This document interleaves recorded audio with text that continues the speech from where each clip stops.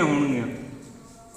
ਵਾਤਾਵਰਨ ਦੀ ਸੰਭਾਲ ਲਈ ਕੰਮ ਕਰਨਾ, ਵਾਤਾਵਰਨ ਦੇ ਸੋਮਿਆਂ ਨੂੰ ਸੰਭਾਲ ਲਈ ਕੰਮ ਕਰਨਾ, ਉਹਨਾਂ ਨੂੰ ਅੱਗੇ ਵਧਾਉਣ ਲਈ ਕਰਨਾ ਔਰ ਲੋਕਾਂ ਦੀ ਸੇਵਾ ਦੇ ਵਿੱਚ ਕੰਮ ਕਰਨਾ। ਇਹ ਧੁਰੀ ਸਾਡੀ ਕੰਮ ਦੀ ਇਹ ਹੋਊਗੀ। ਜਾਣੀ ਪ੍ਰਾਇਰਟੀਆਂ ਜਿਹਨੂੰ ਆਪਾਂ ਕਹਿੰਦੇ ਹਾਂ ਕਿ ਸਾਡੀਆਂ ਪ੍ਰਾਥਮਿਕਤਾਵਾਂ ਹੋਣਗੀਆਂ, ਜਿਹੜੀਆਂ ਤਰਜੀਹਾਂ ਜਿਹੜੀਆਂ ਸਾਡੀਆਂ ਹੋਣਗੀਆਂ, ਉਹ ਦੋ ਹੀ ਹੋਣਗੀਆਂ, ਕੁਦਰਤੀ ਸਰੋਤ ਔਰ ਮਾਨਵ ਸਰੋਤ।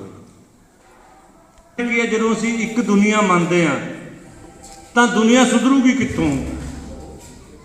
ਮਤਲਬ ਸਾਡਾ ਜਿਹੜਾ ਕੰਮ ਆ ਉਹਦਾ ਸਟਾਰਟਿੰਗ ਪੁਆਇੰਟ ਆ, ਜਿਹੜਾ ਉਹਦੇ ਸੁਧਾਰਨ ਦਾ ਜਿਹੜਾ ਪ੍ਰੋਸੈਸ ਆ, ਉਹ ਕਿੱਥੋਂ ਸ਼ੁਰੂ ਹੋਊਗਾ?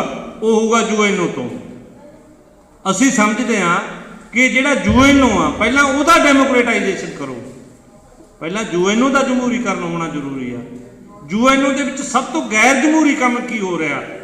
ਉਹ ਹੋ ਰਿਹਾ ਕਿ 5 ਜਿਹੜੇ ਇਹਦੇ ਸੁਰੱਖਿਆ ਕੌਂਸਲ ਦੇ ਪੱਕੇ ਮੈਂਬਰ ਨੇ, ਉਹਨਾਂ ਨੂੰ ਵੀਟੋ ਅਧਿਕਾਰ ਆ। ਵੀਟੋ ਅਧਿਕਾਰ ਦਾ ਮਤਲਬ ਆ ਜੇ ਸਾਰੀ ਦੁਨੀਆ ਇੱਕ ਫੈਸਲੇ ਤੇ ਖੜ ਜੇ, ਇਹਨਾਂ 5 ਚੋਂ ਇੱਕ ਜਾਣੇ ਨੂੰ ਉਹ ਮਨਜ਼ੂਰ ਨਾ ਹੋਵੇ ਤਾਂ ਉਹ ਫੈਸਲਾ ਪਾਸ ਨਹੀਂ ਹੁੰਦਾ, ਉਹਨੂੰ ਉਹ ਵੀਟੋ ਕਰ ਦਿੰਦਾ ਵੀ ਮੇਰੀ ਵੀਟੋ, ਇਹ ਨਹੀਂ ਪਾਸ ਹੋ ਸਕਦਾ। ਸਾਰਿਆਂ ਦੀਆਂ ਧਰੀਆਂ ਧਰਾਈਆਂ ਰਹਿ ਜਾਂਦੀਆਂ। ਜਦੋਂ ਅਸੀਂ ਇਹ ਕਹਿੰਦੇ ਹਾਂ ਕਿ ਡੈਮੋਕ੍ਰੈਟਿਕ ਦੁਨੀਆ, ਤਾਂ ਫਿਰ ਇਹ 5 ਨੂੰ ਕਿਉਂ ਹੋਣਾ ਚਾਹੀਦਾ ਵੀਟੋ ਅਧਿਕਾਰ? ਇਹਦੇ ਲਈ 2 ਕਨਸੈਪਟ ਨੇ। ਇੱਕ ਤਾਂ ਇਹ ਕਹਿੰਦੇ ਨੇ ਵੀ 5 ਦੀ ਬਜਾਏ 7 ਬਣਾਓ। ਸਾਡਾ ਮੁਲਕ ਵੀ ਉਹ ਕੁਰਸੀ ਸੀਲੀ ਜਾਂ ਭਾਲਦਾ ਉਹਦੇ 'ਚੋਂ ਵੀ, ਯਾਰ ਅਸੀਂ ਵੀ ਬੜੇ ਬਣ ਕੇ ਸਾਨੂੰ ਵੀ ਉਹਦੇ 'ਚ ਇੱਕ ਬਿਠਾਓ, 5ਵੇਂ ਦੀ ਤਾਂ ਚੇਮਾ। ਅਸੀਂ ਕਹਿੰਦੇ ਹਾਂ ਕਿ ਵੀਟੋ ਦਾ ਰਾਈਟ ਹੀ ਖਤਮ ਕਰੋ। ਜਿੰਨੇ ਵੀ ਫੈਸਲੇ ਨੇ ਉਹ ਸਿਕਿਉਰਿਟੀ ਕੌਂਸਲ ਆ, ਜਿਹੜੀ ਜਨਰਲ ਬਾਡੀ ਆ ਉਹਦੇ 'ਚ ਲਓ। ਔਰ ਉਹਦੇ 'ਚ ਕਿਉਂਕਿ ਗਰੀਬ ਮੁਲਕਾਂ ਦੀ ਗਿਣਤੀ ਜ਼ਿਆਦਾ ਆ, ਥੋੜਾ ਮੋਟਾ ਦਬਦਬਾ ਯੂਐਨਓ ਦੇ ਵਿੱਚ ਗਰੀਬ ਮੁਲਕਾਂ ਦਾ ਤਾਂ ਹੋਊਗਾ ਜੇ ਵੀਟੋ ਪਾਵਰ ਖਤਮ ਹੋਊਗੀ। ਜੇ ਵੀਟੋ ਪਾਵਰ ਖਤਮ ਨਾ ਹੋਈ, ਇਹ ਰਹੇਗੀ, ਤਾਂ ਫਿਰ ਵੀਟੋ ਵਾਲਿਆਂ ਦਾ ਗੱਲਬਾਤ ਹੋਊਗਾ। ਵੀਟੋ ਤਾਂ ਉਹਨਾਂ 5 ਤਕੜਿਆਂ ਕੋਲ ਹੀ ਆ। ਇਸ ਲਈ ਸਾਡਾ ਜਿਹੜਾ ਪ੍ਰੈਕਟੀਕਲ ਜਿਹੜਾ ਕੰਮ ਆ ਉਹ ਇਹ ਆ ਕਿ ਅਸੀਂ ਇਸ ਗੱਲ ਦੀ ਡਿਮਾਂਡ ਕਰੀਏ ਕਿ ਵੀਟੋ ਪਾਵਰ 5 ਮੈਂਬਰਾਂ ਦਾ ਜਿਹੜਾ ਕਲੱਬ ਆ, ਉਹਦੀ ਵੀਟੋ ਪਾਵਰ ਖਤਮ ਕਰੋ ਔਰ ਸਾਰੇ ਜਿਹੜੇ ਫੈਸਲੇ ਨੇ ਉਹ ਜਰਨਲ ਬਾਡੀ ਦੇ ਵਿੱਚ ਜਰਨਲ ਕੰਸੈਂਸਸ ਨਾਲ ਜਾਂ ਘੱਟ ਗਿਣਤੀ ਬਹੁ ਗਿਣਤੀ ਨਾਲ ਲਏ ਜਾਣ। ਜੇ ਅਸੀਂ ਕਹੀਏ ਕਿ ਜਰਨਲ ਬਾਡੀ ਰਹੇ, ਸਿਕਿਉਰਿਟੀ ਕੌਂਸਲ ਖਤਮ ਕਰ ਦਿਓ, ਵੀ ਅੱਜ ਦਾ ਜਿਹੜਾ ਮਤਲਬ ਪਾਵਰ ਦਾ ਬੈਲੈਂਸ ਆ, ਸ਼ਾਇਦ ਉਹਨੂੰ ਇਹ ਗੱਲ ਮਨਜ਼ੂਰ ਨਾ ਹੋਵੇ। ਉਹਦੇ 'ਚ ਇਹ ਆ ਵੀ ਸੁਰੱਖਿਆ ਕੌਂਸਲ ਜੇ ਬਣਾਉਣੀ ਆ ਤਾਂ ਉਹਨੂੰ ਜਰਨਲ ਬਾਡੀ 'ਚੋਂ ਬਣਾ ਲਓ, ਲੇਕਿਨ ਵੀਟੋ ਪਾਵਰ ਨਹੀਂ ਹੋਣੀ ਚਾਹੀਦੀ ਉਹਦੇ ਕੋਲ। ਜਰਨਲ ਬਾਡੀ 'ਚੋਂ ਫਿਰ ਇਹ 5 ਪੱਕੇ ਨੇ ਜਿਹੜੇ, ਉਹ 5 ਪੱਕੇ ਨਹੀਂ ਬਣਨਗੇ। ਉਹਨਾਂ 5 'ਚੋਂ ਕੋਈ 1 ਬਣ ਸਕਦਾ, 2 ਆ ਸਕਦਾ, 3 ਇਹਨਾਂ ਨਾਲ ਹੋਰ ਵੀ ਆ ਸਕਦੇ ਆ। ਇਸ ਕਰਕੇ ਪ੍ਰੋਸੈਸ ਆ ਜਿਹੜਾ ਉਹ ਇਸ ਹਿਸਾਬ ਨਾਲ ਚੱਲਣਾ ਚਾਹੀਦਾ ਕਿ ਜੋ ਮੌਜੂਦਾ ਸ਼ਕਤੀ ਸੰਤੁਲਨ ਆ, ਜਿਹੜਾ ਬੈਲੈਂਸ ਆਫ ਪਾਵਰ ਆ, ਉਹਦੇ ਹਿਸਾਬ ਨਾਲ ਅਗਰ ਅਸੀਂ ਇਹ ਗੱਲ ਕਰਾਂਗੇ ਤਾਂ ਅਸੀਂ ਕਾਮਯਾਬੀ ਵਾਲੇ ਪਾਸੇ ਜਾ ਸਕਦੇ ਹਾਂ। ਵਰਲਡ ਬੈਂਕ ਆ, ਇਹਦੇ 'ਚ ਜਿਹੜੀ ਵੋਟਿੰਗ ਆ ਇਹ ਉਹਨਾਂ ਦੀ ਇਕਨੋਮਿਕ ਪਾਵਰ ਦੇ ਮੁਤਾਬਕ ਆ। ਜਿਵੇਂ ਵਰਲਡ ਬੈਂਕ ਦੇ ਵਿੱਚ 26% ਵੋਟ ਇਕੱਲੇ USA ਦੀ ਆ, ਕਿਉਂਕਿ ਉਹਦੇ 'ਚ ਉਹਦਾ ਬੈਂਕ ਦੇ ਵਿੱਚ ਸ਼ੇਅਰ ਜ਼ਿਆਦਾ। ਮਤਲਬ ਇਹਦੇ ਤੋਂ ਉਹਨਾਂ ਦੀ ਪਾਵਰ ਕਿਵੇਂ ਘਟਾਈ ਜਾਵੇ ਵੀ ਭਾਵੇਂ ਕਿਸੇ ਦਾ ਉਹਦੇ 'ਚ ਪੈਸਾ ਜ਼ਿਆਦਾ ਹੋਊ, ਉਹਨੂੰ ਵਿਆਜ ਜ਼ਿਆਦਾ ਮਿਲ ਜੂ, ਲੇਕਿਨ ਉਹਦੀ ਜਿਹੜੀ ਪਾਲਿਸੀ ਬਣਨੀ ਆ ਉਹ ਜਿੰਨੇ ਵੀ ਮਤਲਬ ਮੈਂਬਰ ਮੁਲਕ ਨੇ ਉਹਨਾਂ ਨੂੰ ਬਰਾਬਰਤਾ ਦੇ ਆਧਾਰ 'ਤੇ ਫੈਸਲਾ ਕਰਕੇ ਉਹਦੀ ਪਾਲਿਸੀ ਜਿਹੜੀ ਉਹ ਬਣਨੀ ਚਾਹੀਦੀ ਆ, ਤਾਂ ਕਿ ਜਿਹੜੇ ਗਰੀਬ ਮੁਲਕ ਨੇ ਉਹਨਾਂ ਦਾ ਥੋੜ੍ਹਾ ਜਿਹਾ ਦਬਦਬਾ ਉਹਦੇ 'ਤੇ ਕਾਇਮ ਹੋ ਸਕਦਾ। ਇਹਦੇ 'ਚ ਇਹ ਆ ਕਿ ਇਹਦਾ ਜਿਹੜਾ ਬੁਨਿਆਦੀ ਸਿਧਾਂਤ ਨੇ ਉਹ 5 ਨੇ। ਉਹ 5 ਦੇ ਵਿੱਚੋਂ ਪਹਿਲਾ ਤਾਂ ਇਹ ਆ ਕਿ ਵਾਤਾਵਰਨ ਨੂੰ ਹਰ ਸਮੇਂ ਟਿਕਾਊ ਰੱਖਣਾ, ਮਤਲਬ ਕੋਈ ਵੀ ਸਟੈਪ ਇਹੋ ਜਿਹਾ ਨਹੀਂ ਚੱਕਣਾ ਜਿਹਦੇ ਨਾਲ ਵਾਤਾਵਰਨ ਦਾ ਬੈਲੈਂਸ ਵਿਗੜੇ। ਇਹ ਪ੍ਰਿੰਸੀਪਲ ਤੇ ਚੱਲੂਗਾ ਇਹ ਜਿਹੜਾ ਡਿਵੈਲਪਮੈਂਟ ਮਾਡਲ।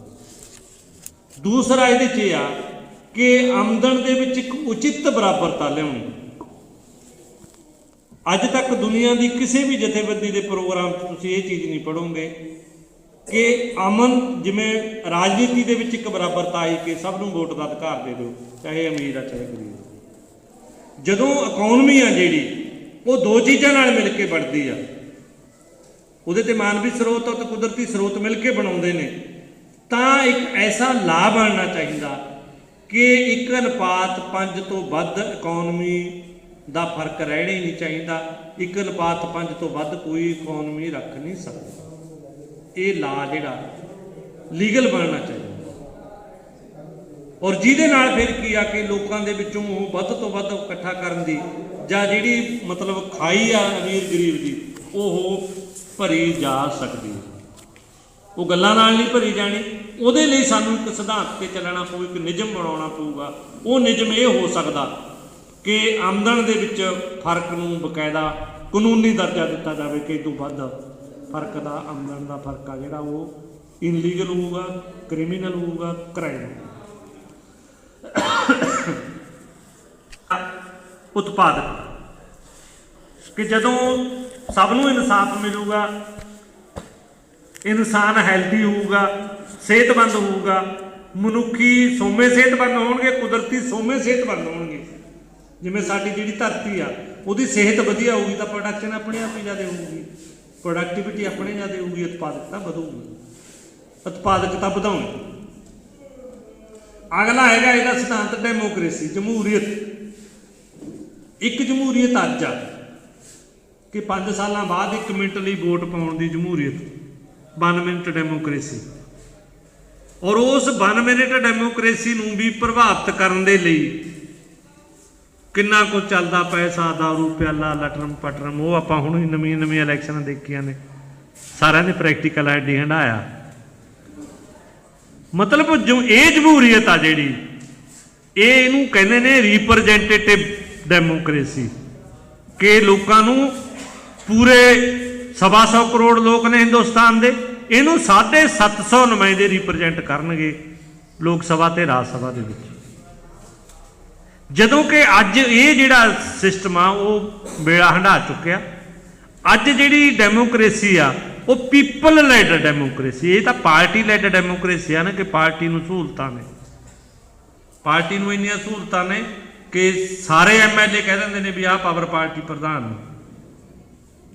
ਔਰ ਪਾਰਟੀਆਂ ਨੂੰ ਵਿਸ਼ੇਸ਼ ਕਿਸਮ ਦੀਆਂ ਸਹੂਲਤਾਂ ਇਲੈਕਸ਼ਨ ਕਮਿਸ਼ਨ ਵੀ ਦਿੰਦਾ। ਜਦੋਂ ਕਿ ਅਸੀਂ ਕਹਿੰਦੇ ਕਿ people led democracy, people led democracy ਦਾ ਮਤਲਬ ਆ ਕਿ ਲੋਕਾਂ ਨੂੰ ਹੇਠਲੇ ਪੱਧਰ ਤੱਕ ਜ਼ਿਆਦਾ ਤੋਂ ਜ਼ਿਆਦਾ ਫੈਸਲਾ ਕਰਨ ਦੇ ਅਧਿਕਾਰਾਂ ਦੇ ਵਿੱਚ ਲੋਕਾਂ ਨੂੰ ਸਿੱਧੇ ਤੌਰ ਤੇ ਸ਼ਾਮਲ ਕੀਤਾ ਜਾਵੇ। ਪਿੰਡ ਲੈਵਲ ਦੀਆਂ ਕਮੇਟੀਆਂ ਬਣਨ, ਡਿਵੈਲਪਮੈਂਟ ਦਾ ਕੰਮ ਪਿੰਡ ਲੈਵਲ ਦੀ, ਮਹੱਲੇ ਲੈਵਲ ਦੀ ਡਿਵੈਲਪਮੈਂਟ ਕਮੇਟੀ ਦੇਖੇ, ਸਿਰਫ ਅਫਸਰ ਉਹਦੇ 'ਚ ਉਹਨਾਂ ਦੀ ਹੈਲਪ ਕਰਨ। ਕਿਉਂਕਿ ਜਿਹੜਾ ਅਫਸਰਾਂ ਦਾ ਕਨਸੈਪਟ ਆ ਨਾ, ਜੇ ਅਸੀਂ ਅਫਸਰਾਂ ਦੀ ਉਹ ਦੇਖੀਏ ਨਾ ਸਰਵਿਸ ਬੁੱਕ, ਇਹ ਲੋਕਾਂ ਦੀ ਸਰਵਿਸ ਕਰਨ ਲਈ ਨੇ, ਸੇਵਾ ਕਰਨ ਲਈ ਨੇ, ਲੋਕਾਂ ਨੂੰ ਸਹੂਲਤ ਦੇਣ ਲਈ ਨੇ, ਉਹਨਾਂ ਨੂੰ ਫੈਸਿਲੀਟੇਟ ਕਰਨ ਲਈ ਨੇ, ਨਾ ਕਿ ਉਹਨਾਂ ਦੇ ਹੁਕਮ ਚਲਾਉਣ ਲਈ। ਇਸ ਕਰਕੇ ਜਿਹੜੇ ਅਫਸਰ ਲੋਕ ਨੇ, ਬਿਊਰੋਕਰੇਟ ਨੇ ਜਿਹੜੇ, ਉਹ ਡਿਵੈਲਪਮੈਂਟ ਕਮੇਟੀ ਦੀ ਮਦਦ ਕਰਨ ਹਰ ਮਸਲੇ 'ਚ, ਕਿ ਉਹ ਡਿਵੈਲਪਮੈਂਟ ਦੇ ਕੰਮ ਨੂੰ ਦੇਖਣ ਦੇ ਵਿੱਚ ਉਹਨਾਂ ਨੂੰ ਉਹ ਕਰਨ ਵੀ ਠੀਕ ਆ। ਜੇ ਉਹਨਾਂ ਨੂੰ ਪਤਾ ਨਾ ਲੱਗੇ ਨਾ ਵੀ ਇਹ ਸੀਮੈਂਟ ਠੀਕ ਲੱਗਿਆ ਹੋਇਆ ਜਾਂ ਨਹੀਂ, ਮਤਲਬ ਇਹ ਮਿਕਸਚਰ ਸਹੀ ਆ ਜਾਂ ਨਹੀਂ, ਤਾਂ ਉਹ ਟੈਕਨੀਸ਼ੀਅਨ ਦਾ ਕੰਮ ਆ ਕਿ ਉਹਨੂੰ ਟੈਸਟਿੰਗ ਕਰੇ, ਉਹ ਦੱਸ ਦੇ ਵੀ ਇਹਦੇ 'ਚ ਇੰਨੇ ਇੱਕ ਦਾ ਸੀਮੈਂਟ ਆ ਜਾਂ ਇੰਨੇ ਇੱਕ ਦੀ ਬਜਰੀ ਆ। ਇਹ ਉਹਦੀ ਡਿਊਟੀ ਆ, ਉਹ ਡਿਵੈਲਪਮੈਂਟ ਕਮੇਟੀ ਨੂੰ ਦੱਸੇ ਵੀ ਠੀਕ ਲੱਗਿਆ ਜਾਂ ਗਲਤ ਲੱਗਿਆ। ਮਤਲਬ ਇਹ ਆ ਕਿ ਲੋਕਾਂ ਨੂੰ, ਆਮ ਆਦਮੀ ਨੂੰ ਇੰਨੇ ਰਾਈਟ ਮਿਲਣ ਕਿ ਉਹ ਡਿਸੀਜਨ ਉਹ ਕਰਨ ਕਿ ਆਹ ਚੀਜ਼ ਸਾਨੂੰ ਚਾਹੀਦੀ ਆ, ਨਹੀਂ ਚਾਹੀਦੀ। ਪਿੰਡ ਦੀ ਡਿਵੈਲਪਮੈਂਟ ਕਰਨੀ ਆ, ਉਹਨਾਂ ਨੂੰ ਸਕੂਲ ਚਾਹੀਦਾ, ਉਹਨਾਂ ਨੂੰ ਹਸਪਤਾਲ ਚਾਹੀਦਾ। ਪਹਿਲੇ ਨੰਬਰ ਤੇ ਕਿਹੜੀ ਚੀਜ਼ ਚਾਹੀਦੀ ਆ? ਉਹਦਾ 10 ਸਾਲ ਦਾ ਇੱਕ ਮਾਸਟਰ ਪਲਾਨ ਬਣੇ ਸਕੂਲ ਦਾ, ਜਿਹੜਾ ਪਿੰਡ ਦੀ ਗ੍ਰਾਮ ਸਭਾ ਦੇ ਵਿੱਚ ਬੈਠ ਕੇ ਬਣੇ, ਐਵੇਂ ਜੋ ਸ਼ਹਿਰ ਦਾ ਬਣੇ। ਫਿਰ ਉਹਦੇ 'ਚ ਪਹਿਲੀ ਤਰਜੀਹ ਨੂੰ ਪਹਿਲੀ, ਫਿਰ ਉਦੋਂ ਬਾਅਦ ਦੂਸਰਾ, ਤੀਸਰਾ। ਇੱਕ ਦਿਨ ਇਹੋ ਜਿਹਾ ਵੀ ਪੂਰੇ ਦਾ ਪੂਰਾ ਕੰਮ ਹੀ ਫਿਨਿਸ਼ ਹੋ ਜੇ ਵੀ ਹਾਂ ਠੀਕ ਆ, ਡਿਵੈਲਪਮੈਂਟ ਹੋ ਗਈ ਜੀ ਪਿੰਡ ਦੀ। ਜੇ ਉਦੋਂ ਬਾਅਦ ਕੋਈ ਨਵੀਂ ਡਿਵੈਲਪਮੈਂਟ ਦੀ ਜ਼ਰੂਰਤ ਆ ਤਾਂ ਹੋ ਜੇ, ਨਹੀਂ ਠੀਕ ਆ। ਹੁਣ ਤਾਂ ਇਹ ਕੀ ਆਏ ਸਾਰ ਨਾਲੀਆਂ ਬਣ ਜਾਂਦੀਆਂ ਨੇ, ਉਹ ਪੱਟ ਕੇ ਦੂਜੀਆਂ ਬਣ ਜਾਂਦੀਆਂ ਨੇ, ਫਿਰ ਬੀਹੀ ਉੱਚੀ ਹੋ ਜਾਂਦੀ ਆ, ਫਿਰ ਨਾਲੀ ਨੀਵੀਂ ਹੋ ਜਾਂਦੀ ਆ, ਫਿਰ ਨਾਲੀ ਉੱਚੀ ਹੋ ਜਾਂਦੀ ਆ, ਫਿਰ ਬੀਹੀ ਨੀਵੀਂ ਹੋ ਜਾਂਦੀ ਆ। ਕਿਉਂਕਿ ਫਿਰ ਜੇ ਉਹ ਪੱਟਣਗੇ, ਬਣਾਉਣਗੇ, ਪਟਾਈ ਦੇ ਅੱਡ ਖਾਣਗੇ, ਬਣਾਈ ਦੇ ਅੱਡ ਖਾਣਗੇ। ਹੁਣ ਤਾਂ ਕੰਮ ਹੀ ਹੋਰ ਆ ਨਾ। ਇਸ ਕਰਕੇ ਡਿਵੈਲਪਮੈਂਟ ਦਾ ਕੰਮ ਪਿੰਡ 'ਚ ਕਿਵੇਂ ਦੇਖਿਆ ਜਾਵੇ, ਔਰ ਲੋਕਾਂ ਦੀ ਮਤਲਬ ਐਜੂਕੇਸ਼ਨ ਦਾ ਕੰਮ, ਪਿੰਡ 'ਚ ਐਜੂਕੇਸ਼ਨ ਕਮੇਟੀ ਬਣੇ ਜਿਹੜੀ ਐਜੂਕੇਸ਼ਨ ਦਾ ਕੰਮ ਦੇਖੇ। ਹੈਲਥ ਕਮੇਟੀ ਬਣੇ ਜਿਹੜੀ ਹੈਲਥ ਦਾ ਕੰਮ ਦੇਖੇ, ਐਨਵਾਇਰਨਮੈਂਟ ਕਮੇਟੀ ਬਣੇ ਜਿਹੜੀ ਸਾਫ ਸਫਾਈ ਦਰਖਤਾਂ ਦਾ ਜੇ ਬੋਹ ਦਾ ਸਾਰੇ ਦਾ ਕੰਮ ਦੇਖੇ। ਮਤਲਬ ਆਮ ਆਦਮੀ ਨੂੰ ਰਾਈਟ ਕਿਵੇਂ ਮਿਲੇ, ਕੈਸੀ ਡੈਮੋਕ੍ਰੇਸੀ ਜਿਹਨੂੰ ਪੀਪਲ ਲੈਡ ਡੈਮੋਕ੍ਰੇਸੀ ਕਿਹਾ ਜਾਂਦਾ, ਕਿ ਪਬਲਿਕ ਨੂੰ ਪੁੱਛ ਕੇ ਕਰਨਾ, ਪਬਲਿਕ ਨੂੰ ਜ਼ਿਆਦਾ ਤੋਂ ਜ਼ਿਆਦਾ ਰਾਈਟ ਦੇਣਾ, ਉਹ ਇਸ ਮੂਵਮੈਂਟ ਦੇ ਇੱਕ ਸਿਧਾਂਤ ਦੇ ਵਿੱਚ ਆ, ਚੌਥੇ ਸਿਧਾਂਤ ਦੇ ਵਿੱਚ। ਪੰਜਵਾਂ ਔਰ ਆਖਰੀ ਸਿਧਾਂਤ ਹੈਗਾ ਇਹਦਾ ਪਾਰਦਰਸ਼ਤਾ, ਵੀ ਕੋਈ ਵੀ ਆ ਜਿਹੜੀ ਚੀਜ਼ ਆ ਉਹ ਗੁਪਤ ਨਹੀਂ ਰਹਿਣੀ ਚਾਹੀਦੀ। ਹੁਣ ਤਾਂ ਇਹ ਹੈ ਨਾ ਕਿ ਪੰਚਾਇਤ ਮੈਂਬਰਾਂ ਨੂੰ ਵੀ ਸਹੁੰ ਕਮਾਉਣ ਲੱਗੇ ਵੀ ਅਸੀਂ ਜੀ ਲੋਕਾਂ ਨੂੰ ਨਹੀਂ ਦੱਸਾਂਗੇ, ਫਿਰ ਤੁਸੀਂ ਲੋਕਾਂ ਦੇ ਨੁਮਾਇੰਦੇ ਕਰਦੇ ਹੋ। ਐਮਐਲਏ ਨੂੰ ਜਿੱਦੇ ਐਮਐਲਏ ਜਾਂਦਾ, ਐਮਐਲਏ ਬਣ ਉੱਦੇ ਉਹਨੂੰ ਐਮਐਲਏ ਦਾ ਸਰਟੀਫਿਕੇਟ ਉੱਦੇ ਮਿਲਦਾ ਜਿੱਦੇ ਪਹਿਲਾਂ ਉਹ ਸਹੁੰ ਖਾ ਕੇ ਕਹਿ ਦਿੰਦਾ ਵੀ ਮੈਂ ਕੋਈ ਵੀ ਜਿਹੜੀ ਸਰਕਾਰੀ ਚੀਜ਼ ਹੈ ਲੋਕਾਂ ਨੂੰ ਨਹੀਂ ਦੱਸੂਗਾ, ਪਰ ਕਹਿੰਦਾ ਮੈਂ ਲੋਕਾਂ ਦਾ ਨੁਮਾਇੰਦਾ। ਐਮਪੀ ਨੂੰ ਪਹਿਲੇ ਦਿਨ ਸਹੁੰ ਕਮਾਉਂਦੇ ਨੇ, ਨਾਲੇ ਸਹੁੰ ਝੂਠੀ ਖਾਂਦੇ ਨੇ ਕਿ ਹਾਂ ਜੀ ਅਸੀਂ ਇੰਨੇ ਰੁਪਈਏ ਜਿੰਨੇ ਸੰਵਿਧਾਨ 'ਚ ਲਿਖੇ ਹੋਏ ਨੇ ਇੰਨੀ ਖਰਚ ਕੇ ਆਏ ਹਾਂ। ਹੁਣ ਜਿਹੜਾ ਸਾਡਾ ਐਮਐਲਏ ਮਾਨਸਾ ਦਾ ਬਣੂਗਾ, ਜਿਨ੍ਹਾਂ ਨੇ 2.5 3 ਕਰੋੜ ਦੀਆਂ ਤਾਂ ਵੋਟਾਂ ਖਰੀਦ ਲੀਆਂ, ਸਹੁੰ ਤਾਂ ਉਹੀ ਖਾਊ ਵੀ ਮੈਂ 16 ਲੱਖ ਹੀ ਖਰਚ ਕੀਤਾ। ਫਿਰ ਉਹ ਪਹਿਲੇ ਦਿਨ ਹੀ ਸਹੁੰ ਖਾਂਦੇ ਨੇ। ਦੂਜਾ ਕਿ ਮੈਂ ਕੋਈ ਵੀ ਸਰਕਾਰ ਦਾ ਗੁਪਤ ਭੇਦ ਲੋਕਾਂ ਨੂੰ ਨਹੀਂ ਦੱਸੂਗਾ। ਜੇ ਡੈਮੋਕ੍ਰੇਸੀ ਦੇ ਵਿੱਚ ਲੋਕਾਂ ਨੇ ਸਰਕਾਰ ਬਣਾਈ ਆ, ਕਿਉਂਕਿ ਡੈਮੋਕ੍ਰੇਸੀ ਦੀ ਜਿਹੜੀ ਪਰਿਭਾਸ਼ਾ ਦਿੱਤੀ ਜਾਂਦੀ ਆ ਉਹ ਤਾਂ ਇਹ ਦਿੱਤਾ ਜਾਂਦਾ ਨਾ ਵੀ ਲੋਕਾਂ ਦਾ, ਲੋਕਾਂ ਲਈ, ਲੋਕਾਂ ਦੁਆਰਾ ਰਾਜ। ਮਤਲਬ ਤਿੰਨੇ ਚੀਜ਼ 'ਚ ਹੀ ਲੋਕਾਂ ਦਾ, ਲੋਕਾਂ ਲਈ, ਲੋਕਾਂ ਦੁਆਰਾ ਰਾਜ ਨੂੰ ਡੈਮੋਕ੍ਰੇਟਿਕ ਜਮਹੂਰੀ ਰਾਜ ਕਿਹਾ ਜਾਂਦਾ। ਤਾਂ ਫਿਰ ਲੋਕਾਂ ਤੋਂ ਕਿਉਂ ਕੋਈ ਚੀਜ਼ ਗੁਪਤ ਕਿਉਂ ਰਹੇ? ਇਸ ਕਰਕੇ ਜਿੰਨੀਆਂ ਵੀ ਇਹ ਸੌਹਾਂ ਵਾਲਾ ਗੁਪਤਤਾ ਦਾ ਕਾਨੂੰਨ ਹੈ ਹਿੰਦੁਸਤਾਨ ਦੇ ਵਿੱਚ, ਅਗਰ ਕੋਈ ਉਹਦੀ ਉਲੰਘਣਾ ਕਰਦਾ ਤਾਂ ਉਹਨੂੰ ਸਜ਼ਾ ਮਿਲਦੀ ਆ। ਅਸੀਂ ਕਹਿੰਦੇ ਵੀ ਗੁਪਤਤਾ ਦਾ ਕਾਨੂੰਨ ਖਤਮ ਹੋਣਾ ਚਾਹੀਦਾ। ਹਰ ਚੀਜ਼ ਹੈ ਜਿਹੜੀ ਉਹ ਪਾਰਦਰਸ਼ੀ ਢੰਗ ਨਾਲ ਪਬਲਿਕ ਦੇ ਸਾਹਮਣੇ ਆਉਣੀ ਚਾਹੀਦੀ ਹੈ। ਇਹ ਇਹਦਾ ਪੰਜਵਾਂ ਸਿਧਾਂਤ। ਇਸ ਲਈ 5 ਸਿਧਾਂਤ। ਪਹਿਲਾ, ਹਰ ਕੋਸ਼ਿਸ਼ ਨਾਲ ਵਾਤਾਵਰਨ ਨੂੰ ਟਿਕਾਊ ਰੱਖਣਾ, ਉਹਨੂੰ ਬਣਾਏ ਰੱਖਣਾ, ਉਹਦਾ ਕੋਈ ਨੁਕਸਾਨ ਨਾ ਕਰਨਾ। ਇਹ ਫਸਟ ਗੱਲ ਤੋਂ ਸ਼ੁਰੂ ਹੁੰਦੀ ਆ। ਇਸ ਸੁਰੱਖਿਆ ਮੁਹੱਈਆ ਹੋਊਗੀ, ਉਹ ਕਨਸੈਪਟ ਇਹਦੇ ਚ ਅੱਗੇ ਫੁੱਟਨੋਟ ਦੇ ਵਿੱਚ ਆ, ਪਹਿਲਾਂ ਆਪਾਂ ਉਹ ਪੜ੍ਹ ਲੈਂਦੇ। ਸਮਾਜਿਕ ਸੁਰੱਖਿਆ ਦਾ ਮਤਲਬ ਕੀ ਹੈ? ਜਾਣੇ ਕੁਦਰਤ ਮਾਨਵ ਕੇਂਦਰਿਤ ਲੋਕ ਲਹਿਰ ਸਮਾਜਿਕ ਸੁਰੱਖਿਆ ਨੂੰ ਕਿਵੇਂ ਡਿਫਾਈਨ ਕਰਦਾ, ਕਿਵੇਂ ਪਰਿਭਾਸ਼ਿਤ ਕਰਦਾ? ਸਮਾਜ ਕਨਸਟੀਟਿਊਸ਼ਨਲ ਹੋਣਾ ਚਾਹੀਦਾ, ਔਰ ਉਹ ਹੋਣਾ ਕਿੱਥੇ ਚਾਹੀਦਾ? ਪਹਿਲਾਂ ਯੂਐਨਓ ਦੇ ਵਿੱਚ ਹੋਵੇ, ਔਰ ਇਹ ਹਰ ਇੱਕ ਦੇਸ਼ ਲਈ ਲਾਜ਼ਮੀ ਹੋਵੇ ਕਿ ਇਹ ਸੋਸ਼ਲ ਸਿਕਿਉਰਿਟੀ ਹੈ ਜਿਹੜੀ ਉਹ ਹਰ ਇੱਕ ਨਾਗਰਿਕ ਨੂੰ ਦੁਨੀਆ ਦੇ ਨੂੰ ਮਿਲਣੀ ਚਾਹੀਦੀ ਹੈ। ਇਹ ਸਿਰਫ ਪੰਜਾਬ ਜਾਂ ਦਿੱਲੀ ਵਾਲਿਆਂ ਜਾਂ ਹਿੰਦੁਸਤਾਨ ਵਾਲਿਆਂ ਦਾ ਮਤਲਬ ਨਹੀਂ ਹੈ ਕਿ ਯੂਐਨਓ ਫੰਡਾਮੈਂਟਲ ਰਾਈਟ ਦੇਵੇ ਸਮਾਜਿਕ ਸੁਰੱਖਿਆ ਦਾ, ਔਰ ਉਹ ਸਮਾਜਿਕ ਸੁਰੱਖਿਆ ਦੇ ਵਿੱਚ ਜਿਹੜਾ ਹਿੱਸਾ ਉਹ 50% ਦੇਸ਼ ਪਾਉਣ, 50% ਉਹਦਾ ਹਿੱਸਾ ਯੂਐਨਓ ਦੇਵੇ। ਯੂਐਨਓ ਕੋਲ ਵਿੱਤ ਕਿੱਥੋਂ ਆਵੇ? ਇੱਥੋਂ ਆਵੇ। ਜਿਵੇਂ ਇਹਦੇ 'ਚ ਆਪਾਂ ਨੇ ਮਤਲਬ ਇਹ ਆ ਕਿ ਜਿਹੜੇ ਦੂਸਰੇ ਦੋਵੇਂ ਮਾਡਲ ਨੇ, ਕਾਰਪੋਰੇਟ ਮਾਡਲ ਔਰ ਸਮਾਜਵਾਦੀ ਸੋਸ਼ਲਿਸਟ ਮਾਡਲ, ਕਾਰਪੋਰੇਟ ਮਾਡਲ ਸਿਰਫ ਇਕਨੋਮੀ ਤੇ ਜ਼ਿਆਦਾ ਜ਼ੋਰ ਦਿੰਦਾ ਔਰ ਉਹ ਇਕਨੋਮਿਕ ਬਰਾਬਰੀ ਦੇ ਬਿਲਕੁਲ ਉਲਟ ਆ।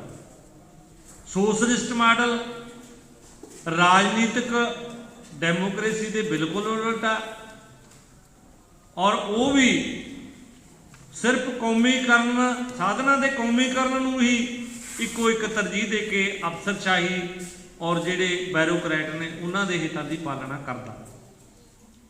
ਔਰ ਇਹ ਦੋਨੇ ਮਾਡਲ ਨੇ ਜਿਹੜੇ ਇਹਨਾਂ ਦੀ ਤਰਜੀਹ ਵਾਤਾਵਰਨ, ਕੋਈ ਇਹਨਾਂ ਦੀ ਤਰਜੀਹ ਨਹੀਂ। ਦੋਨਾਂ ਮਾਡਲਾਂ ਦੇ ਵਿੱਚ ਪਾਰਦਰਸ਼ਤਾ ਕੋਈ ਨਹੀਂ। ਦੋਨਾਂ ਮਾਡਲਾਂ ਦੇ ਵਿੱਚ ਆਮ ਆਦਮੀ ਦਾ, ਜਿਹਨੂੰ ਆਪਾਂ ਲੇਮੈਨ ਕਹਿੰਦੇ ਆ, ਉਹਦਾ ਕੋਈ ਹਿੱਤ ਨਹੀਂ ਹੈ। ਜਦੋਂ ਕਿ ਕੁਦਰਤ ਮਾਨਵ ਕੇਂਦਰਿਤ ਮਾਡਲ ਆ ਜਿਹੜਾ, ਇਹਦਾ ਉਦੇਸ਼ ਔਰ ਇਹਦਾ ਪ੍ਰਬੰਧ ਤੇ ਇਹਦੀ ਸ਼ੈਲੀ, ਇਹਦਾ ਉਦੇਸ਼ ਵਾਤਾਵਰਨ ਔਰ ਮਨੁੱਖੀ ਸਾਧਨਾਂ ਨੂੰ ਬਚਾਉਣਾ, ਇਹਦਾ ਪ੍ਰਬੰਧ ਜਿਹੜਾ 5 ਸਿਧਾਂਤਾਂ ਤੇ ਕੰਮ ਕਰੂਗਾ, ਔਰ ਇਹਦੀ ਸ਼ੈਲੀ ਜਿਹੜੀ ਕਿ ਡੈਮੋਕ੍ਰੇਟਿਕ ਔਰ ਮਾਨਵਤਾਵਾਦੀ ਹੋਊਗੀ। ਇਹਦੀ ਸ਼ੈਲੀ ਦੇ ਵਿੱਚ 2 ਕਿਸਮ ਦੇ ਜਿਹੜੇ ਸੱਭਿਆਚਾਰਕ ਗੁਣ ਹੋਣਗੇ। ਉਹ ਕੀ ਕਿ ਇਨਵਾਇਰਨਮੈਂਟਲ ਸਿਕਿਉਰਿਟੀ ਯਾਨੀ ਵਾਤਾਵਰਣੀ ਸੁਰੱਖਿਆ ਔਰ ਮਾਨਵੀ ਸੁਰੱਖਿਆ।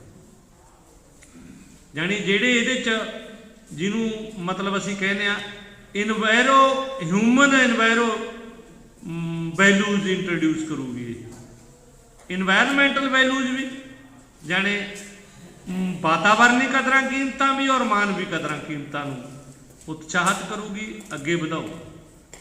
ਇਸ ਕਰਕੇ ਇਹਦੇ ਜਿਹੜੇ 3 ਫਰਕ ਨੇ, ਉਦੇਸ਼ ਦੇ ਮਾਮਲੇ 'ਚ ਫਰਕ ਆ, ਉਹ ਫਰਕ ਇਹ ਆ ਕਿ ਇਹ ਵਾਤਾਵਰਨ ਅਤੇ ਮਨੁੱਖੀ ਸੋਮਿਆਂ ਨੂੰ ਤਰਜੀਹ ਦੇਊਗਾ।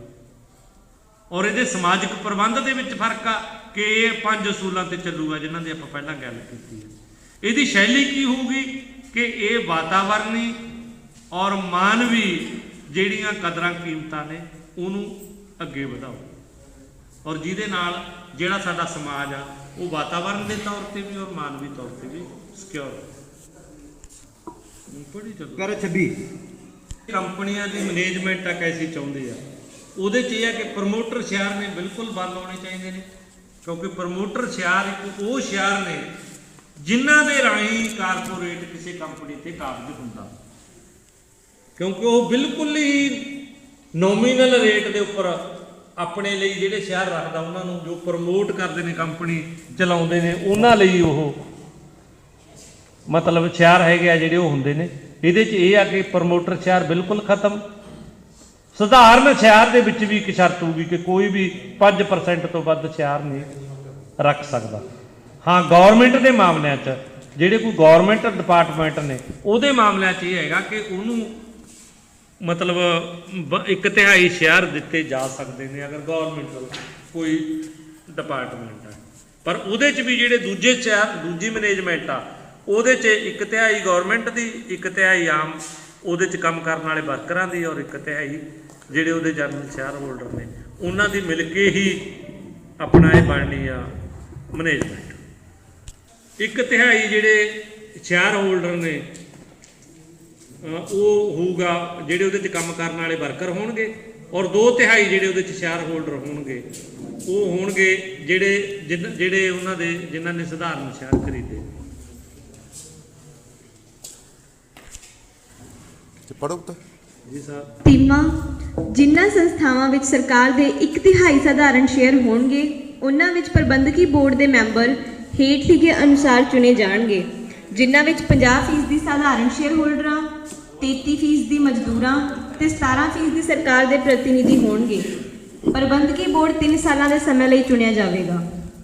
31ਵਾਂ ਕੁਦਰਤ ਮਾਨਵ ਕੇਂਦਰ ਵਿਕਾਸ ਮਾਡਲ ਦਾ ਉਪਰੋਕਤ ਜਮਹੂਰੀ ਸੈਕਟਰ, ਕਾਰਪੋਰੇਟ ਅਤੇ ਰਾਜਕੀ ਸੈਕਟਰਾਂ ਦੋਵਾਂ ਦੇ ਤੋਂ ਬਹੁਤ ਜ਼ਿਆਦਾ ਹੈ, ਹੋ ਸਕਦਾ 2 ਗੁਣਾ ਉਤਪਾਦਕ ਲਾਭਕਾਰੀ ਹੋਵੇਗਾ। ਜਮਹੂਰੀ ਸੈਕਟਰ ਦੀ ਉੱਚ ਵਿਕਾਸ ਦਰ, ਧਨ ਪੈਦਾਵਾਰ ਦੀ ਦਰ ਇਸ ਦੇ ਕੁਦਰਤ ਮਾਨਵ ਕੇਂਦਰਤ ਮਾਡਲ ਦੇ ਬਹੁਤ ਵਿਕਸਿਤ ਮਨੁੱਖੀ ਅਤੇ ਵਾਤਾਵਰਣ ਸਾਧਾਰਨ ਵਿੱਚ ਨਿਹਿਤ ਹੋਵੇਗੀ। ਇਸ ਮਾਡਲ ਦੇ ਅਨੁਸਾਰ ਆਮਦਨ ਦੇ ਕੇਵਲ 1:5 ਦੇ ਨਿਆਂ ਸੰਗਤ ਅੰਤਰ ਨੂੰ ਯਕੀਨੀ ਬਣਾਉਣਾ ਅਤੇ ਜੀਵਨ ਦੇ ਹਰ ਖੇਤਰ ਵਿੱਚ ਹਰ ਇੱਕ ਲਈ ਸਮਾਜਿਕ ਸੁਰੱਖਿਆ ਨੂੰ ਮੌਲਿਕ ਅਧਿਕਾਰ ਵਜੋਂ ਅਪਣਾਇਆ ਜਾਵੇਗਾ। ਇਸ ਦਾ ਬੁਨਿਆਦੀ ਸਿਧਾਂਤ ਲੋਕਾਂ ਅਤੇ ਵਾਤਾਵਰਣ ਨੂੰ ਆਪਣੀਆਂ ਪ੍ਰਮੁੱਖ ਤਰਜੀਹਾਂ ਵਿੱਚ ਰੱਖਦਾ ਹੈ। ਵਿਸ਼ਵ ਸ਼ਾਂਤੀ ਅਤੇ ਸੁਰੱਖਿਆ ਤੇ ਜ਼ੋਰ, ਪਿੰਡ ਤੋਂ UNO ਪੱਧਰ ਤੱਕ ਲੋਕਾਂ ਨੂੰ ਤਾਕਤਵਰ ਬਣਾਉਣਾ, ਵਿਸ਼ੇਸ਼ ਤੌਰ ਤੇ ਔਰਤਾਂ, ਕਾਮਿਆਂ ਅਤੇ ਵਿਗਿਆਨੀਆਂ ਦੇ ਤਕਨੀਕੀ ਮਾਹਰਾਂ ਦੀ ਰਾਜਨੀਤੀ, ਵਿੱਤੀ, ਵਪਾਰਕ ਅਤੇ ਵਿਸ਼ਵ ਪੱਧਰ ਦੀਆਂ ਸੰਸਥਾਵਾਂ ਦਾ ਜਮਹੂਰੀਕਰਨ ਕਰਨਾ, ਇਸ ਦੀ ਹਕੀਕਤ ਪਸੰਦ ਅਤੇ ਤਰਕਸੰਗਤ ਅਰਥ ਸ਼ਾਸਤਰ ਅਤੇ ਮਾਨਵੀ ਤੇ ਵਾਤਾਵਰਣਕ ਕਦਰਾਂ ਕੀਮਤਾਂ ਵਾਲਾ ਸੱਭਿਆਚਾਰ ਉਤਪਾਦਕਤਾ ਵਧਾਉਣ ਦਾ ਮੁੱਖ ਆਧਾਰ ਹੋਣਗੇ। ਕੀਤੀ ਗਈ ਆ ਕਿ ਇਹਦਾ ਜਿਹੜੀ ਉਤਪਾਦਕ ਦਰ ਆ ਇਸ ਸਿਸਟਮ ਦੀ ਉਹ ਐਸ ਜਿਹੜਾ ਚੱਲ ਰਿਹਾ ਸਿਸਟਮ ਆ ਉਹਦੇ ਨਾਲੋਂ ਦੁੱਗਣੀ ਤੋਂ ਵੀ ਜ਼ਿਆਦਾ ਹੋਊਗੀ। ਕਿਉਂ ਹੋਊਗੀ ਦੁੱਗਣੀ ਤੋਂ ਜ਼ਿਆਦਾ? ਉਹਦੇ 2 ਕਾਰਨ ਗਿਣਾਏ ਨੇ। ਇੱਕ ਇਹ ਕਿ ਜਿਹੜੇ ਇਹਦੇ ਵਾਤਾਵਰਣੀ ਸਰੋਤ ਹੋਣਗੇ ਉਹ ਬਹੁਤ ਹੈਲਦੀ ਹੋਣਗੇ। ਦੂਸਰਾ, ਇਹਦੇ ਮਨੁੱਖੀ ਸਰੋਤ ਬਹੁਤ ਹੈਲਦੀ ਹੋਣਗੇ। ਜਦੋਂ ਵਾਤਾਵਰਣੀ ਤੇ ਮਨੁੱਖੀ ਸਰੋਤ ਹੈਲਦੀ ਹੋਣਗੇ ਔਰ ਹਰ ਇੱਕ ਨੂੰ ਸਮਾਜਿਕ ਸੁਰੱਖਿਆ ਦਾ ਅਧਿਕਾਰ ਹੋਊਗਾ ਤਾਂ ਪੂਰਾ ਸਮਾਜ ਆ ਜਿਹੜਾ ਉਹ ਕਾਰ ਸੇਵਾ ਦੀ ਤਰ੍ਹਾਂ ਕੰਮ ਕਰੂਗਾ। ਔਰ ਜਿਹੜਾ ਕਾਰ ਸੇਵਾ ਵਾਲਾ ਕੰਮ ਹੁੰਦਾ ਨਾ ਉਹ ਪਹਾੜੇ ਦੇ ਕੰਮ ਨਾਲੋਂ ਕਈ ਗੁਣਾ ਜ਼ਿਆਦਾ ਹੋ ਜਾਂਦਾ, ਕਿਉਂਕਿ ਕਿਹੜਾ ਕਾਰ ਸੇਵਾ ਦਾ ਕੰਮ ਹੁੰਦਾ ਉਹਦੇ 'ਚ ਬੰਦਾ ਪੂਰਾ ਮਤਲਬ ਤਨੋਂ ਮਨੋਂ ਕੰਮ ਕਰਦਾ। ਜਿਹੜਾ ਸਿਰਫ ਤੇ ਸਿਰਫ ਦਿਹਾੜੀ ਵਾਲਾ ਕੰਮ ਹੁੰਦਾ ਉਹਦੇ 'ਚ ਬੰਦਾ ਤਨੋਂ ਮਨੋਂ ਨਹੀਂ ਬੁੱਤਾ ਜਾਂ ਸਾਰਦਾ ਵੀ ਯਾਰ ਹੁਣ ਇੰਨਾ ਕੁ ਤਾਂ ਕਰਨਾ ਹੀ ਪਊ। ਯਾਨੀ ਇਹਦੇ 'ਚ ਇਸ ਗੱਲ ਤੇ ਜ਼ੋਰ ਦਿੱਤਾ ਗਿਆ ਕਿ ਜਦੋਂ ਕੁਦਰਤੀ ਸਰੋਤ ਔਰ ਮਾਨਵੀ ਸਰੋਤ ਜਿੰਨੇ ਜ਼ਿਆਦਾ ਸਿਹਤਮੰਦ ਹੋਣਗੇ ਔਰ ਹਰ ਇੱਕ ਨੂੰ ਸਮਾਜਿਕ ਸੁਰੱਖਿਆ ਦਾ ਅਧਿਕਾਰ ਮਿਲੂਗਾ ਤਾਂ ਪੂਰੀ ਕਮਿਊਨਿਟੀ ਆ ਜਿਹੜੀ, ਤਾਂ ਪੂਰਾ ਜਿਹੜਾ ਮਾਨਵੀ ਭਾਈਚਾਰਾ ਉਹ ਇਸ ਕਦਰ ਕੰਮ ਕਰੂਗਾ ਕਿ ਉਹਨੂੰ ਇਹ ਲੱਗੂਗਾ ਵੀ ਇਹ ਸਾਡਾ ਆਪਣਾ ਕੰਮ ਆ। ਔਰ ਸਾਡਾ ਆਪਣਾ ਕੰਮ ਆ ਤਾਂ ਜਦੋਂ ਬੰਦੇ ਦੇ ਵਿੱਚ ਆਪਣਤ ਆ ਜਾਂਦੀ ਆ ਉਹ ਫਿਰ ਨਾ ਜਿਹੜੀ ਉਹਦੇ 'ਚ ਅਲਗਾਓਪਣ ਆਉਂਦਾ ਸਮਾਜ ਨਾਲੋਂ, ਉਹ ਅਲਗਾਓਪਣ ਨਹੀਂ ਆਉਂਦਾ, ਸਮਾਜ ਦੇ ਨਾਲ ਉਹਦੀ ਯੂਨਿਟੀ ਬਣਦੀ ਆ, ਏਕਤਾ ਬਣਦੀ ਆ। ਇਹਨਾਂ ਕਾਰਨਾਂ ਕਰਕੇ ਇਹਦੇ 'ਚ ਇਹ ਗੱਲ ਕਹੀ ਹੋਈ ਆ ਕਿ ਅੱਜ ਨਾਲੋਂ ਜਿਹੜੀ ਉਤਪਾਦਕਤਾ ਵੀ ਆ ਨਾ ਉਹ ਡਬਲ ਨਾਲੋਂ ਵੀ ਜ਼ਿਆਦਾ ਹੋਵੇ। ਖੇਤਰ ਦੀ ਅਯੋਗਤਾ ਦਾ ਸਵਾਲ ਹੈ। ਇਹ ਸਾਬਕਾ ਸੋਵੀਅਤ ਸੰਘ ਦੇ ਵਿਖੰਡਨ ਅਤੇ ਵਿਸ਼ਵ ਵਿੱਚ ਸਾਬਕਾ ਸਮਾਜਵਾਦੀ ਦੇਸ਼ਾਂ ਦੁਆਰਾ ਇਸ ਮਾਡਲ ਨੂੰ ਰੱਦ ਕਰਨ ਤੋਂ ਦੇਖਿਆ ਜਾ ਸਕਦਾ ਹੈ। ਕਾਰਪੋਰੇਟ ਸੈਕਟਰ ਦੀ ਗੈਰ ਪ੍ਰਭਾਵਸ਼ੀਲਤਾ, ਲਗਾਤਾਰ ਵੱਧ ਰਹੀ ਗੈਰ ਬਰਾਬਰੀ, ਭੁੱਖਮਰੀ, ਬੇਘਰਾਪਨ ਤੇ ਵੱਧ ਰਹੇ ਗ੍ਰਾਫ ਵਿੱਚੋਂ ਦੇਖੀ ਜਾ ਸਕਦੀ ਹੈ। ਉਪਰੋਕਤ ਸਾਰੀਆਂ ਸਮੱਸਿਆਵਾਂ ਵਿਸ਼ਵ ਭਰ ਵਿੱਚ ਕਾਰਪੋਰੇਟ ਮਾਡਲ ਦਾ ਲਗਾਤਾਰ ਗੈਰ ਟਿਕਾਊ ਸੰਕਟ ਬਣੀਆਂ ਹੋਈਆਂ ਹਨ। ਮਤਲਬ ਇਹ ਦੋਨੇ ਮਾਡਲ ਫੇਲ ਕਿਉਂ ਹੋ ਗਏ? ਸੋਵੀਅਤ ਸੰਘ ਦਾ ਫੇਲ ਹੋਣਾ ਤਾਂ ਇਸ ਗੱਲ ਤੋਂ, ਮਤਲਬ ਸੋਸ਼ਲਿਸਟ ਸਿਸਟਮ ਦਾ ਫੇਲ ਹੋਣਾ ਤਾਂ ਇਸ ਗੱਲ ਤੋਂ ਸਾਡੇ ਸਾਹਮਣੇ ਆ ਗਿਆ ਵੀ ਸੋਵੀਅਤ ਸੰਘ ਹੀ 15 ਟੁਕੜਿਆਂ ਦੇ ਵਿੱਚ ਵੰਡਿਆ ਗਿਆ। ਔਰ ਕਿਤੇ ਵੀ ਅੱਜ ਦੁਨੀਆ ਦੇ ਵਿੱਚ ਜਿਹੜੀ ਕਮਿਊਨਿਸਟ ਮੂਵਮੈਂਟ ਆ ਉਹ ਦੁਨੀਆ ਦੇ ਵਿੱਚ ਕਿਤੇ ਵੀ ਅੱਗੇ ਨਹੀਂ ਵਧ ਰਹੀ, ਚੜ੍ਹਦੀ ਕਲਾ 'ਤੇ ਨਹੀਂ ਦਿਖ ਰਹੀ। ਔਰ ਕਾਰਪੋਰੇਟ ਦੀ ਫੇਲੀਅਰ ਆ ਜਿਹੜੀ ਉਹ ਇਸ ਚੀਜ਼ ਤੋਂ ਦਿਖ ਰਹੀ ਆ ਕਿ ਪੂਰੀ ਦੁਨੀਆ ਦੇ ਵਿੱਚ ਗੈਰ ਬਰਾਬਰੀ, ਭੁੱਖਮਰੀ, ਮਹਿੰਗਾਈ, ਬੇਰੁਜ਼ਗਾਰੀ, ਈਵਨ ਮਤਲਬ ਅਮਰੀਕਾ ਵਰਗੇ ਮੁਲਕਾਂ ਦੇ ਵਿੱਚ ਬੇਰੁਜ਼ਗਾਰੀ ਰੇਟ 16% ਤੱਕ ਪਹੁੰਚ ਗਿਆ। ਇਹ ਚੀਜ਼ਾਂ ਨੇ ਜਿਹੜੀਆਂ ਉਹਦੀ ਮਤਲਬ ਫੇਲੀਅਰ ਨੂੰ, ਕਾਰਪੋਰੇਟ ਸਿਸਟਮ ਦੀ ਫੇਲੀਅਰ ਨੂੰ ਦੱਸਾਂ। 33ਵਾਂ ਵਾਤਾਵਰਣ ਅਤੇ ਮਾਨਵੀ ਮੁੱਦਿਆਂ ਤੇ ਲੋਕਾਂ ਦੇ ਕੰਟਰੋਲ ਜਾਂ ਪ੍ਰਬੰਧ ਦੀ ਵੱਧ ਰਹੀ ਮੰਗ ਉਸ ਦਿਸ਼ਾ ਨੂੰ ਦਰਸਾਉਂਦੀ ਹੈ ਜਿੱਧਰ ਮਾਨਵੀ ਸਮਾਜ ਜਾ ਰਿਹਾ ਹੈ। 34ਵਾਂ ਇਹਦੇ 'ਚ ਇਹ ਆ ਕਿ ਮਤਲਬ ਕਈ ਅੱਜ ਕੱਲ੍ਹ ਇਹ ਵੀ ਹੁੰਦਾ ਕਿ ਲੋਕਾਂ ਨੂੰ ਇਨਵੋਲਵ ਕਰੋ ਵੀ ਜੇ ਵਾਤਾਵਰਨ, ਜਿਵੇਂ ਹੁਣ ਆਮ ਸਰਕਾਰ ਵੀ ਜਦੋਂ ਕੋਈ ਗੱਲ ਕਰਦੀ ਆ ਉਹ ਕਹਿਣਗੇ ਇਹਦੇ 'ਚ ਸਵੈ ਸੇਵੀ ਸੰਸਥਾਵਾਂ ਨੂੰ ਸ਼ਾਮਲ ਕਰੋ, ਵਲੰਟੀਅਰ ਲੋਕਾਂ ਨੂੰ ਸ਼ਾਮਲ ਕਰੋ, NGOs ਨੂੰ ਸ਼ਾਮਲ ਕਰੋ ਤਾਂ ਕਿ ਆਮ ਆਦਮੀ ਅਗਰ ਉਹਦੇ 'ਚ ਸ਼ਾਮਲ ਹੋਵੇਗਾ ਉਸ ਮੁਹਿੰਮ 'ਚ ਤਾਂ ਉਹ ਮੁਹਿੰਮ ਸਿਰੇ ਚੜੂਗੀ। ਜਿਵੇਂ ਆ ਹੁਣੇ ਪਲਸ ਪੋਲੀਓ ਮੁਹਿੰਮ ਚੱਲੀ ਆ ਪਿਛਲੇ ਦਿਨੀ, ਉਹ ਕੀ ਕਹਿੰਦੇ ਨੇ ਕਿ ਆਮ ਆਦਮੀ ਨੂੰ, ਸਾਰੀਆਂ ਸੰਸਥਾਵਾਂ ਨੂੰ, ਧਾਰਮਿਕ ਸੰਸਥਾਵਾਂ ਨੂੰ ਇਹਦੇ 'ਚ ਸ਼ਾਮਲ ਕਰੋ। ਉਹਦਾ ਮਤਲਬ ਇਹ ਹੈ ਕਿ ਅਗਰ ਇਹਨਾਂ ਗੱਲਾਂ ਦੇ ਨਾਲ ਲੜਨਾ, ਮਤਲਬ ਕਿਸੇ ਬੜੀ ਸਮੱਸਿਆ ਨਾਲ, ਮਤਲਬ ਕੱਲ ਪੋਲੀਓ ਦੀ ਮੈਂ ਗੱਲ ਨਹੀਂ ਕਰਦਾ, ਉਹਦਾ ਮਤਲਬ ਇਹ ਹੈ ਕਿ ਅਗਰ ਤੁਸੀਂ ਕਿਸੇ ਜਿਹੜੀ ਸਮੱਸਿਆ ਨੂੰ ਬੜੀ ਸਮੱਸਿਆ ਸਮਝਦੇ ਹੋ, ਬੜੀ ਸਮੱਸਿਆ ਨਾਲ ਜੇ ਲੜਨਾ ਤਾਂ ਬਹੁਤੇ ਲੋਕਾਂ ਨੂੰ ਉਹਦੇ 'ਚ ਸ਼ਾਮਲ ਕਰਨਾ ਪਊਗਾ, ਆਮ ਆਦਮੀ ਨੂੰ ਉਹਦੇ 'ਚ ਸ਼ਾਮਲ ਕਰਨਾ ਪਊਗਾ। ਇਹ ਚੀਜ਼ ਇਹ ਗੱਲ ਨੂੰ ਦਰਸਾਉਂਦੀ ਆ ਕਿ ਸਮਾਜ ਜਾ ਕਿੱਧਰ ਨੂੰ ਰਿਹਾ, ਸਮਾਜ ਉਧਰ ਨੂੰ ਜਾ ਰਿਹਾ ਜਿੱਧਰ ਜਿਹੜੀ ਦਿਸ਼ਾ ਦੇ ਵਿੱਚ ਮਤਲਬ ਇਹ ਐਨਾਲਿਸਿਸ ਜਾ ਰਿਹਾ। 34ਵਾਂ ਕਾਰਪੋਰੇਟ ਸੈਕਟਰ ਵੱਲੋਂ ਹਾਲ ਹੀ ਵਿੱਚ ਅਪਣਾਈ ਸਮਾਜਿਕ ਜਵਾਬਦੇਹੀ ਅਤੇ ਨੈਤਿਕ ਵਿਵਹਾਰ ਦੀ ਫਿਲਾਸਫੀ ਵੀ ਕਾਰਪੋਰੇਟ ਸੈਕਟਰ ਦੇ ਲੈਸਰ ਫੇਅਰ ਕੰਟਰੋਲ ਮੁਕਤ ਦੇ ਬੁਨਿਆਦੀ ਸਿਧਾਂਤ ਦੀ ਗੈਰ ਕਾਰਜਸ਼ੀਲਤਾ ਨੂੰ ਦਰਸਾਉਂਦੀ ਹੈ। ਇੱਕ ਇਹ ਹੈ ਕਿ ਕਾਰਪੋਰੇਟ ਸੈਕਟਰ ਆ ਜਿਹੜਾ ਇਹ ਕਹਿੰਦਾ ਵੀ ਜਵਾਬਦੇਹੀ ਵੀ ਹੋਣੀ ਚਾਹੀਦੀ ਆ। ਔਰ ਅੱਜ ਕੱਲ੍ਹ ਇੱਕ ਸਿਸਟਮ ਇਹ ਚੱਲ ਪਿਆ ਹੋਰ ਕਿ ਕੋਈ ਮਤਲਬ ਵਪਾਰ ਦਾ ਵੀ ਕੋਈ ਮਿਨੀਮਮ ਉਹ ਚਾਹੀਦਾ,